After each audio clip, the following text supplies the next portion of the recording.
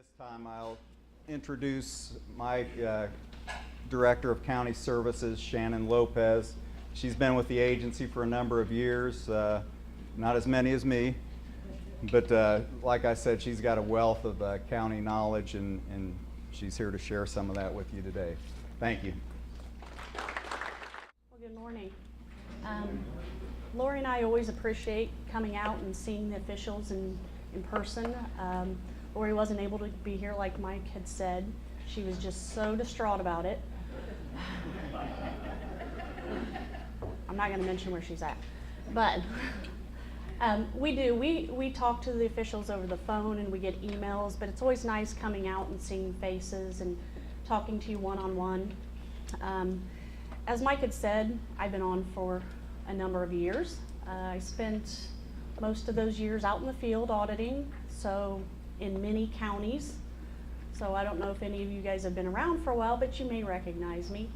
I've been in the auditor's position for about 2 years now, and I really enjoy it. When I took the position, the one thing that I thought, when you go through the application process, and it's a change in what you're doing, and I always enjoyed being out in the field and helping the officials. I know when we come out, like Mike said, we point out the things that you're not doing right, but I always like to encourage the officials and let them know how well they were doing with other things and help fix the problems that they had, explaining what the real issue is so that you can develop resolutions. So that's one thing I do miss, is I don't get as much of that contact with the officials, but I still get to assist officials by phone, email, and that's what we're there for. Don't ever hesitate to call us or email us. Our contact information is on the website, and it will be on the last slide of my presentation also. So always welcome. I know a lot of people are hesitant because they say, well, I hate to bother you with this question, but if you really can't find the answer, bother us. You know, that's what we're there for. I do have a short presentation about legislation. You guys are lucky because most of our legislation presentations that we've done at conferences are about an hour long. So Lori did the new ledge this year, and for each of the different officials, we kind of sorted out what we think you might want to know. Sometimes it's not really applicable, but it's just more for your informational purposes. So we've got a few on here that you're thinking, well, that doesn't apply to us. It may not. But we just wanted to get some information out there in case it does. We've got counties, small ones, medium, large ones, and all of the counties are structured different and deal with different issues. So we just kind of wanted to make sure everyone had a little bit of information about the various things going on. So I'm going to go through the presentation. I'm not going to cover everything in depth. Like I said, a lot of it doesn't really apply too much. So there are a few things that I will focus on, and one of them is the 1031 that Mike had mentioned before. That's probably going to be one of the most important ones that we have in that packet today, at least to the council. So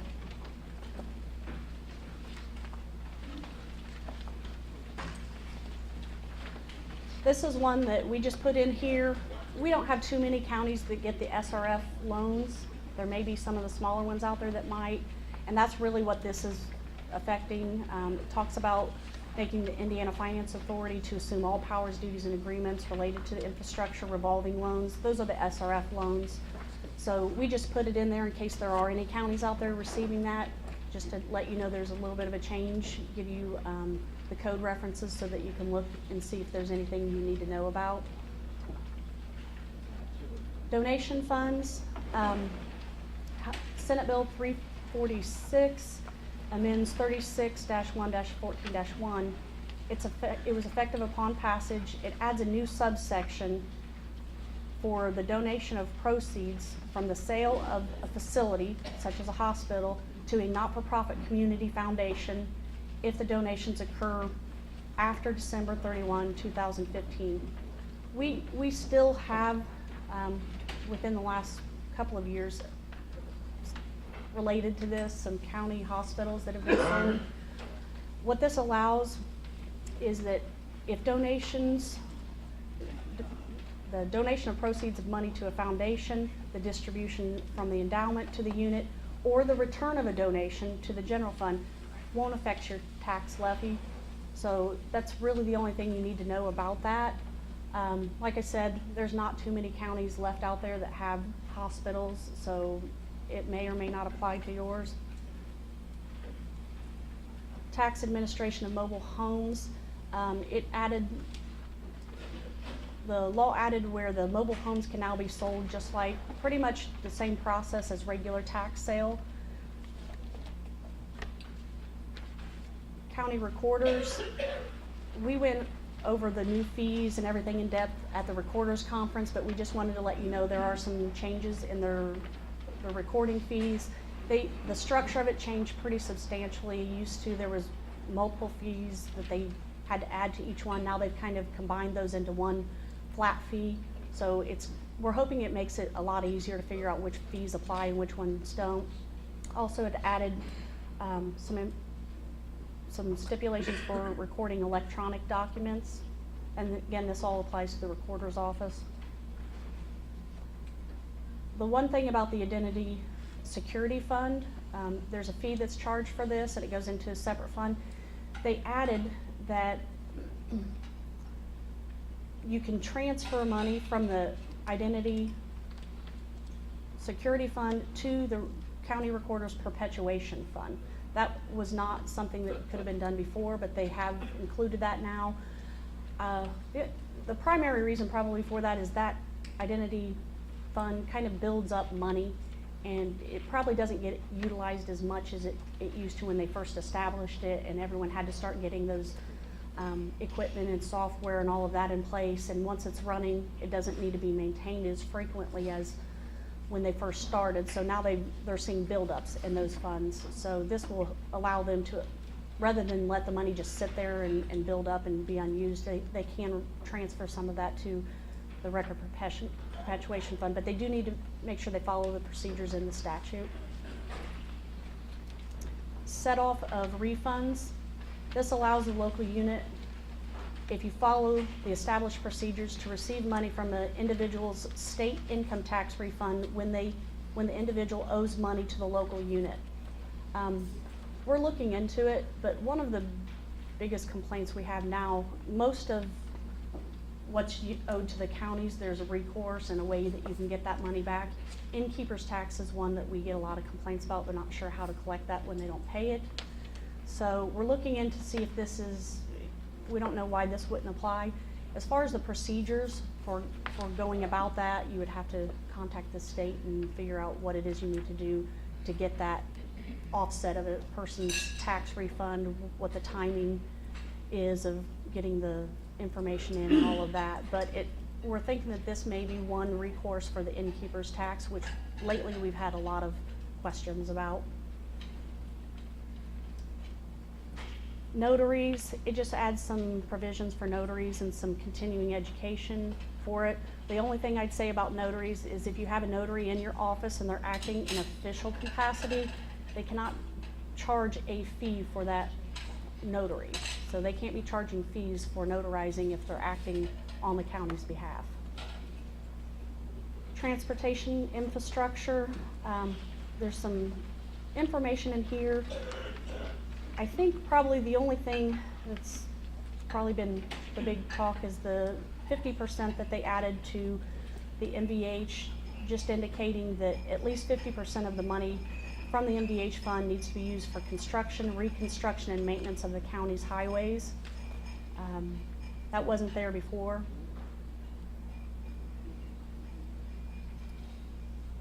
Issuance of bonds. This is going to apply more to the Gap counties. So if you are a Gap county, if you have questions or anything about this, you go ahead and give us an email or call us about it. I'm not going to go over it in detail. This is the one that Mike was referring to, the 1031.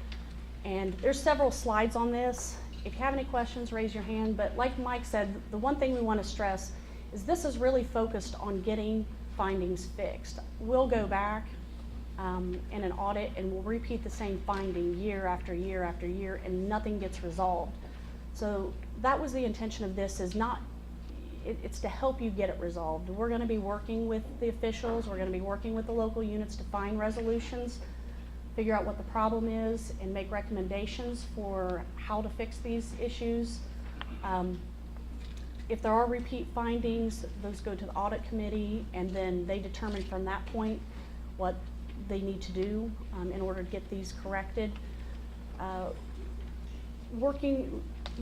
This takes effect July 1, but moving forward, we're gonna put some more guidance out on how to do the corrective action plans.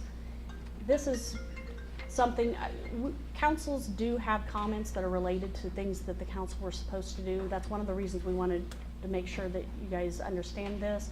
Also, there are things that, you know, you need to make sure that you're monitoring that these are getting corrected. But there will be a corrective action plan, and we'll have guidelines for preparing that corrective action plan. So when there's a finding, you're gonna have to say how you're gonna fix it, what your plan is. We'll be following up on those plans to make sure that what you said you were going to do gets done. If there's an issue and it needs to be changed, your plan changes or whatever, we're there to work with you. So we're not throwing you out there and leaving you out there. So we'll be there, we'll be putting out guidance, you know, before the beginning of the new year. But if you do have any questions or you need any information or guidance, you know, feel free to contact Lori or I. We'll help you out. Publication of notices.